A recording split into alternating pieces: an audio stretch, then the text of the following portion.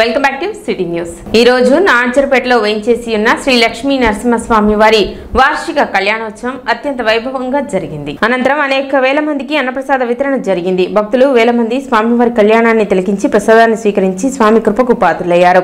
ఈ కార్యక్రమం శ్రీ శృంగేరి శ్రీ విరూపాక్ష శ్రీ పీఠపాలిత పూజ్యులు శ్రీ పరమశివానంద భారతీ స్వామివారి ఆధ్వర్యంలో ఆలయ చైర్మన్ కె చంద్రశేఖర్ రెడ్డి పర్యవేక్షణలో అత్యంత వైభవంగా జరిగింది.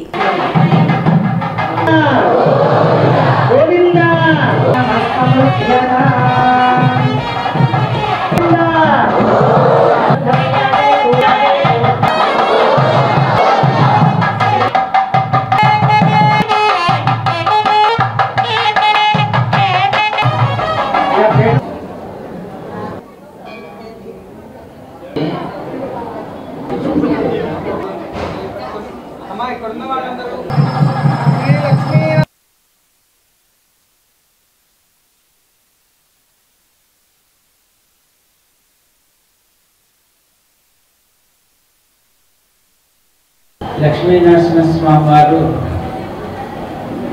కొలువై మనందరినీ కూడా రక్షిస్తూ ఇక్కడ భక్తజనులతో స్వామివారి కైంకర్యాలన్నీ కూడా పొందుతున్నారు. పిలిస్తే పలికే దైవం నరసింహస్వామి. నరసింహస్వామి కేవలం భక్తుల్ని ఉద్ధరించడానికే ఆయన అవతారం. అయితే మానవుల్లో ఉన్నటువంటి సత్వరజస్తమో గుణాలు ఏవైతే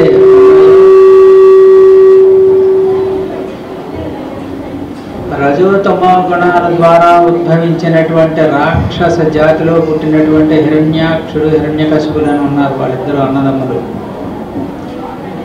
హిరణ్యకశిపుడి కుమారుడు ప్రహ్లాదుడు. రాక్షస జాతిలో రాక్షసులే పుడతారు.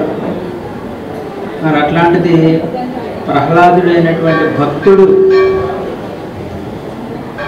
విష్ణుమూర్తి భక్తుడు, విష్ణు భక్తుడు పుట్టాడు అంటే అది కేవలం కూడా ఆ ప్రహ్లాదుడి యొక్క తల్లి లీలావతి యొక్క గుణాన్ని బట్టి వచ్చింది.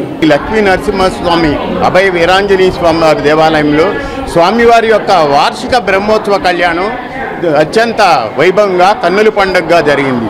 ఈ కళ్యాణం యొక్క ఒక్కరోజు మాత్రమే ఈ లక్ష్మీ నరసింహస్వామి వారి యొక్క కళ్యాణాన్ని భక్తులచే జరిపించబడును. ఈరోజు ఉదయం నుంచి సుమారు 108 మంది జంటలు స్వామివారి యొక్క కళ్యాణంలో పాల్గొని ఈ కళ్యాణాన్ని పరశివానంద భారతి వారి ఆధ్వర్యంలో స్వామీజీ కూడా దగ్గరుండి ఈ కళ్యాణాన్ని భక్తులచే జరిపించారు. ఇంతటి మహాద్భాగ్యం గల ఈ లక్ష్మీ నరసింహస్వామి కళ్యాణం చేయటం గత జన్మలో సుకృతం ఉంటే కానీ ఈ అవకాశం రాదు.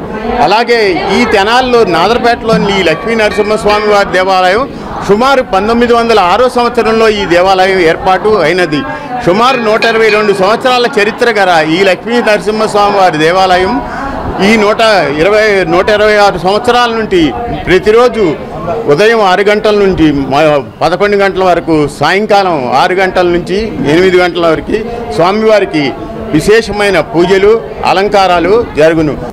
రాష్ట్ర ఉప ముఖ్యమంత్రి పవన్ కళ్యాణ్ నేతృత్వంలో ప్రభుత్వం నూతనంగా సినిమాకు పరిశ్రమ హోదా కల్పిస్తూ కాంప్రహెన్సివ్ ఫిలిం డెవలప్మెంట్ పాలసీని ప్రవేశపెట్టడం వలన సినీ పరిశ్రమకు మేలు జరుగుతుందని మా ఏపీ వ్యవస్థాపకులు సినీ దర్శకులు దిలీప్ రాజా అభిప్రాయం వ్యక్తం చేశారు. జూన్ 1 నుండి పర్సెంటేజీ చెల్లించాలనే డిమాండ్పై ఎగ్జిబిటర్లు తలపెట్టిన సినిమా బంద్ లేదని రాష్ట్ర సినిమాటోగ్రఫీ మంత్రి కందుల దుర్గేష్ నేడు ప్రకటించడం సంతోషదాయకమని ఆయన తెలిపారు. స్థానిక మూవీ ఆర్టిస్టుల అసోసియేషన్ 24 విభాగాల యూనియన్ కార్యాలయంలో ఆదివారం ఏర్పాటు చేసిన విలేకరుల సమావేశంలో మాట్లాడుతూ అసలైన సినిమా థియేటర్ల యజమానులు ప్రమేయం లేకుండా లీజుకు తీసుకున్న 6 ప్రముఖులు వేసిన ఎత్తుగడను ప్రభుత్వ హోం సెక్రటరీ ద్వారా విచారణకు ఆదేశించడంతో సినిమా ప్రదర్శనలు యథాతథంగా జరుగుతాయన్నారు. పరిశ్రమకు గుచ్చుకున్న ముళ్ళును వీరమల్లు చాకచక్యంగా తీసివేశారన్నారు. థియేటర్లకు లీజుకు తీసుకున్న వ్యాపారస్తులకు నష్టాలు వస్తున్నాయని భావిస్తే లీజులను రద్దు చేసుకుంటే నిజమైన యజమానులే సినిమాలను అద్దె ప్రాతిపదికన ప్రదర్శించుకుంటారో లేక వేరే వారికి లీజుకు ఇచ్చుకుంటారో ఆయా థియేటర్ల యాజమాన్యం నిర్ణయించుకుంటారని ఆయన తెలిపారు. ఈ నూతన పాలసీ ప్రకారంగా ఇకపై ఎవరితోనూ వ్యక్తిగతంగా సంప్రదించకుండా సినిమా సంఘాలతోనే చర్చలు జరుపుతామని ఉప ముఖ్యమంత్రి పవన్ కళ్యాణ్ ప్రకటించడం శుభపరిణామమని దిలీప్ రాజా చెప్పారు. సమగ్ర సినిమా అభివృద్ధి పాలసీ విధి విధానాల రూపకల్పనలో ఆంధ్రప్రదేశ్లోనే నివాసం ఉంటున్న సినీ ప్రముఖుల అభిప్రాయాలను సమీక్షించాల్సిందిగా ఆయన ప్రభుత్వాన్ని కోరారు. 24 విభాగాల్లో నైపుణ్యాల పెంపుదల అమల్లోకి వస్తే అధునాతన సాంకేతిక విధానంపై దర్శకులు దృష్టి పెడతారని ఆయన వివరించారు. సమగ్ర సినీ అభివృద్ధి పాలసీ ద్వారా పరిశ్రమలో గుత్తాధిపత్యం పోయి ఎక్కువ మందికి అవకాశాలు రావడం వలన పెట్టుబడులు పెరిగి తద్వారా సినీ పరిశ్రమ అభివృద్ధి చెందుతుందని దిలీప్ రాజా చెప్పారు. సమావేశంలో నటులు మిలిటరీ ప్రసాద్, వేమూరు విజయభాస్కర్ మాట్లాడారు. జూన్ 1 నుంచి సినిమాలు ప్రదర్శన నిషేధిస్తున్నామని ఎగ్జిబిటర్లు అనౌన్స్ చేయడం జరిగింది. అది మాధ్యమాల ద్వారా ప్రజలందరికీ తెలిసిన విషయమే, దాన్ని కొత్తగా రిపీట్ చేయాల్సిన అవసరం లేదు. But today why I'm going to arrange this press meet అంటే there is a specific reason. ప్రభుత్వం ఈ సినిమా పరిశ్రమ అభివృద్ధికి గౌరవ రాష్ట్ర ఉప ముఖ్యమంత్రి పవన్ కళ్యాణ్ గారి నేతృత్వంలో ఒక కొత్త పాలసీని ఇంట్రడ్యూస్ చేస్తున్నారు. అదేంటంటే కాంప్రహెన్సివ్ ఫిలిం డెవలప్మెంట్ పాలసీ. దీన్ని తెలుగులో ఏమంటారంటే సమగ్ర సినిమా అభివృద్ధి విధానము.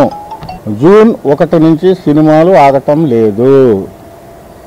రాష్ట్ర సినిమాటోగ్రఫీ శాఖ మంత్రి శ్రీ కందుల దుర్గేష్ గారు స్పష్టం చేశారు, రేపటి నుంచి సినిమాలు ఆగవని చెప్పారు. అలాగే సినిమా సంఘాల నాయకులు కూడా చాలా క్లియర్గా ఇన్స్ట్రక్షన్స్ ఇచ్చారు, సినిమాలు ఇక ఆగవు, యథావిధంగా ప్రదర్శన జరుగుతుంది అని చెప్పారు. ఈ జూన్లో పెద్ద పెద్ద సినిమాలు రిలీజ్ కావాల్సి ఉన్నాయి. ఎన్ని వందల కోట్లతో తీసిన సినిమాలు. ఫర్ ఎగ్జాంపుల్ రేపు జూన్ 5న మణిరత్నం డైరెక్షన్లో కమల్ హాసన్, సింబు, త్రిష యాక్ట్ చేసిన కట్ లైఫ్ అనే ఒక సినిమా రావాల్సి ఉంది. 12న మరి పవన్ కళ్యాణ్ గారిది హరిహర వీరమల్లు రావాల్సి ఉంది. అట్లాగే కన్నప్ప రావాల్సి ఉంది. ఇలా పెద్ద పెద్ద సినిమాలు ఉన్నాయి జూన్లో. ఈ సినిమాలన్నింటినీ బ్రేక్ వేస్తే ఎలా? అసలు ఎందుకు బ్రేక్ వేయాలి? ఎందుకు ఈ డిస్ప్యూట్ వచ్చింది? It's a dispute between the distributors and the exhibitors. ఎగ్జిబిటర్లు అంటే సినిమాలు ప్రదర్శించేవాళ్ళు, డిస్ట్రిబ్యూటర్లు అంటే నిర్మాత దగ్గర నుంచి సినిమా తీసుకుని సినిమా హాల్కి వేసేవాళ్ళు. సినిమా ఇంతకుముందు ఏంటి, అద్దె విధానం చేశారు. ఇప్పుడు మీ హాల్ ఉంది, మీ హాల్లో మీరు వేసుకుంటే రోజుకి 5,000నో 10,000నో 15,000నో ఆ స్థాయిని బట్టి స్లాబ్ని బట్టి ఉంటుంది.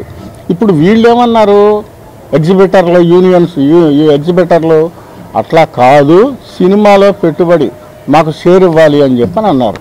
ఎక్కడి నుంచి తెచ్చిస్తారు షేర్? లోగడ ఈ షేర్ విధానం లోగడ ఉందంట, కానీ షేర్ విధానం పెడితే క్యూబ్కి ఎక్కడి నుంచి తెచ్చి కడతారు, పబ్లిసిటీకి ఎక్కడి నుంచి తెచ్చి కడతారు? ఇదంతా ఒక పెద్ద డిస్ప్యూట్.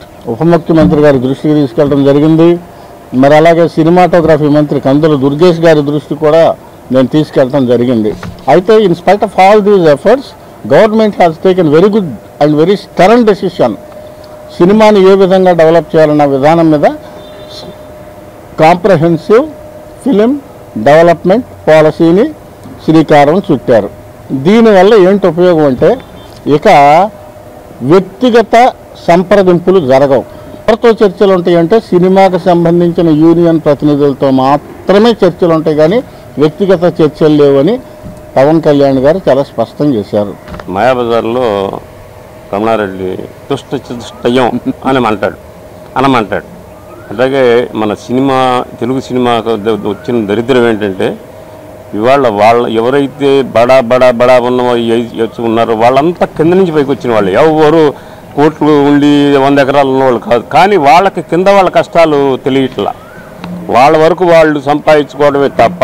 కాబట్టి అన్ని రంగాలు టెక్నీషియన్స్ అందరూ లైట్ బాయ్ దగ్గర నుంచి అందరికీ బాగుండాలని సదుద్దేశంతో ఇవాళ మంత్రి గారు కమిటీ వేసి అన్ని, అలాగే సినిమా హాల్స్ చెప్పంగానే సరికాదు, రేటు 100 రూపాయలు 200 రూపాయలు, అక్కడ యూరినల్స్ లేవు, ఇష్టం వచ్చిన రేట్లు పెంచుతూపుతున్నారు. కాబట్టి వాటిని కంట్రోల్గా చేసి అందరూ బాగుండాలా, అన్ని క్రాఫ్ట్స్ వాళ్ళంతా బాగుండాలని చెప్పి కోరుకుంటూ, అట్లాగే తెనాలి బురిపాలెం రోడ్లోని శ్రీ ఓంకార ఆశ్రమం ప్రతిష్టా మహోత్సవాలు ఈ నెల 29 నుండి 31వ తేదీ వరకు అత్యంత వైభవంగా జరగనున్నాయి. ఆదివారం ఆశ్రమం నందు ఉత్సవాలకు సంబంధించిన కరపత్ర ఆవిష్కరణ కార్యక్రమం నిర్వహించారు. శ్రీ ఓంకార ఆశ్రమం నందు పరివార దేవత సహిత శ్రీ పార్వతీ సమేత శ్రీ ఓంకారేశ్వర స్వామి ప్రతిష్ట మహోత్సవంలో 29వ తేదీ నుండి 31వ తేదీ వరకు వైభవంగా నిర్వహించడం జరుగుతుందని, ఇందులో భాగంగా 31వ తేదీ ఉదయం 8:19 ధ్వజ ప్రతిష్ట మరియు ఓంకారేశ్వర స్వామి ప్రతిష్ట కార్యక్రమాలు ఉంటాయని, భక్తులు విశేష సంఖ్యలో పాల్గొని ఉత్సవాలను జయప్రదం చేయాలని నిర్వాహకులు కోరారు. బురిపాలెం రోడ్లో వేయించేసినటువంటి ఓంకారేశ్వరం నందు శ్రీ ఓంకారేశ్వర స్వామివారి దేవాలయం నిర్మాణ కార్యక్రమం పూర్తయింది. ఈ సందర్భంగా ప్రతిష్టా మహోత్సవానికి 29వ తారీఖు నుంచి 31వ తారీఖు వరకు కూడా 3 రోజులు త్రయాణిక దీక్షతో పూజా కార్యక్రమాలు వామిలిపల్లి మృత్యుంజయ ప్రసాద్ గారి శివాచార్య గారి ఆధ్వర్యంలో ఈ కార్యక్రమాన్ని దిగ్విజయంగా జరగడానికి ఏర్పాటు చేసి ఉన్నాము. అదేవిధంగా యాగశాల మరియు ఇంకా ఉపాలయాలు, నవగ్రహ మండపాలు అన్నీ కూడా పనులన్నీ కూడా పురోగతిలో ఉన్నవి. ఈ కార్యక్రమంలో కూడా భక్తులందరూ పాల్గొని 3 రోజులు హోమ కార్యక్రమాలు, జప తప కార్యక్రమాలు ఉంటాయి. ఈ కార్యక్రమంలో భక్తులందరూ పాల్గొని శ్రీ స్వామివారిని దర్శించి శ్రీ స్వామివారి కృపకు పాత్రలు కావాల్సిందిగా కోరుతున్నాము. ప్రతిష్ట ధ్వజస్తంభ ఊరేగింపు కార్యక్రమం 29వ తారీఖు సాయంత్రం 4 గంటలకు పురవీధుల్లో ఊరేగింపు కార్యక్రమం ఉంది. ఈ కార్యక్రమాన్ని కూడా భక్తులందరూ పాల్గొని దిగ్విజయం చేయవలసిందిగా కోరుతున్నాము. అదేవిధంగా 31వ తారీఖున 8:19 శ్రీ స్వామివారి ధ్వజ శిఖర బింబ ప్రతిష్టలో మృత్యుంజయ ప్రసాద్ శివాచార్య గారి ఆధ్వర్యంలో దిగ్విజయంగా జరగడానికి ఏర్పాటు చేసి ఉన్నాము. సమావేశంలో ఆలయ అవుతు శ్రీనివాస్ రెడ్డి, సహస్ర ప్రతిష్టాపకులు మామిళ్లపల్లి మృత్యుంజయ ప్రసాద్, దేశపోయిన మహేశ్వరరావు, గోపిశెట్టి నాగేశ్వరరావు, అద్దెన కృష్ణ, తాడిపోయిన అనిల్, తాడిపోయిన గోపి, అర్చకులు సొన్న వెంకట నాగకుమార్ శర్మ తదితరులు పాల్గొన్నారు. మన తెనాలి మండలంలో బురిపాలెం రోడ్లో తెనాలి పట్టణంలో ఓంకారాశ్రమం నందు పరివార దేవతా సహితంగా శ్రీ శరభేశ్వర స్వామి దేవతా సహితంగా ధ్వజస్తంభ సహితంగా కూడా ఓంకారేశ్వర స్వామి వారి యొక్క ప్రతిష్టా మహోత్సవం దిగ్విజయంగా 29 నుండి ఈ నెల 29వ తేదీ నుండి 31వ తేదీ వరకు విఘ్నేశ్వర పూజ, పుణ్యాహవాచన, పంచగవ్యములు, అట్లాగే జలాధివాసం, పంచశయ్యాదివాసం, క్షీరాదివాసం మొదలైనటువంటి కార్యక్రమాలన్నీ కూడా జరుగుతాయి. ఈ నెల 31వ తారీఖున ఉదయం 8:19 దిగ్విజయంగా ప్రతిష్టా కార్యక్రమం ఈవో గారి ఆధ్వర్యంలో చక్కగా జరుగుతోంది. ఆశ్రమం అంతా చాలా చండాలంగా చెట్లు మొక్కలు పెరిగి అంత గందరగోళంగా ఉండేది. వారు దీని మీద శ్రద్ధ తీసుకుని స్వామివారి శివాలయం ఏర్పాటు చేయడం మాకు చాలా సంతోషంగా ఉంది. ఈ కార్యక్రమం చేయడం మాకు చాలా ఆనందంగా, మేము మా వంతు సహకారంగా ఈ దగ్గర కుర్రాళ్ళందరం కలిసి ఒక అన్నదాన కార్యక్రమం ఏర్పాటు చేయడానికి కూడా ఈవో గారు మాకు అవకాశం ఇచ్చారు. ఆయనకి చాలా కృతజ్ఞతలు తెలుపుకుంటూ భక్తులందరూ తప్పనిసరిగా స్వామివారి దర్శించుకోవడానికి వచ్చి ఆ రోజు ఈ కార్యక్రమం జయప్రదం చేయవలసిందిగా కోరుతున్నాం. First inter state martial arts karate పోటీలు ఆదివారం తెనాలిలో నిర్వహించారు. తెనాలి అమరావతి ప్లాట్స్ లోని ఎన్టీఆర్ ఇండోర్ స్టేడియంలో నిర్వహించిన ఈ పోటీలకు వివిధ రాష్ట్రాలకు చెందిన క్రీడాకారులు పాల్గొన్నారు. ముఖ్య అతిథిగా బిగ్ బాస్ విన్నర్ నిఖిల్ హాజరై పోటీలను ప్రారంభించారు. నేటి సమాజంలో ఆత్మరక్షణ కొరకు మార్షల్ ఆర్ట్స్ చాలా అవసరమని, మార్షల్ ఆర్ట్స్ నేర్చుకోవటం వల్ల మానసిక ఉల్లాసం, ఉత్సాహంతో పాటు శారీరక దృఢత్వం ఏర్పడుతుందని, తెనాలిలో ఇటువంటి కార్యక్రమం నిర్వహించడం అభినందనీయమని అన్నారు. మాస్టర్ నాగరాజు ఆధ్వర్యంలో ఈ పోటీలను నిర్వహించగా ఈ కార్యక్రమంలో Ande Balachandramouli, SP Ravichander, Venkata Suresh, Manju Bhavani, national consumer chairperson SP MS Ashok Babu, సహాయ ఆర్గనైజర్ వీరబసవయ్య, మాస్టర్ బాబురావు, శ్రీనివాస్, వెంకటేష్, సత్యబాబు, హజీ, దుర్గారావు తదితరులు పాల్గొన్నారు.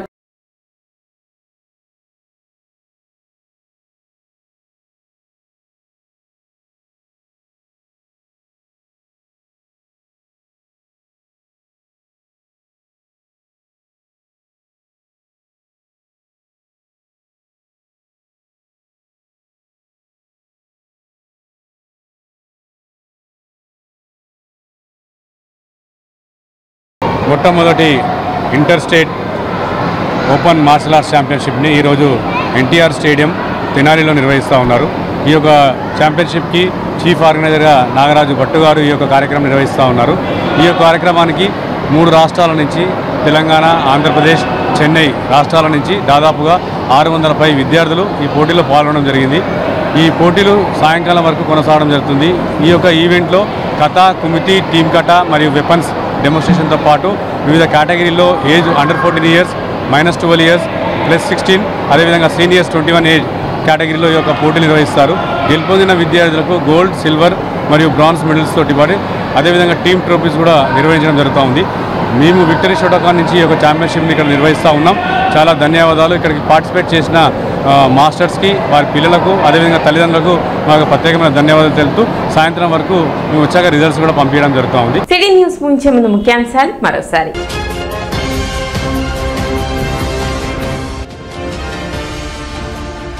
పంచముఖ ఆంజనేయ స్వామి దేవస్థానంలో వైభవంగా కొనసాగుతున్న హనుమత్ జయంతి ఉత్సవాలు.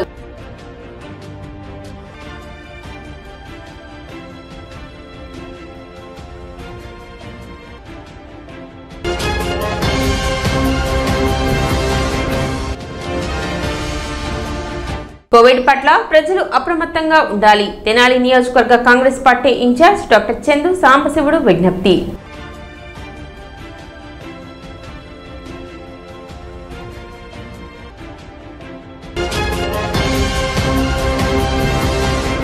సిటీ న్యూస్ ఇంతటితో సమాప్తం. నమస్కారం.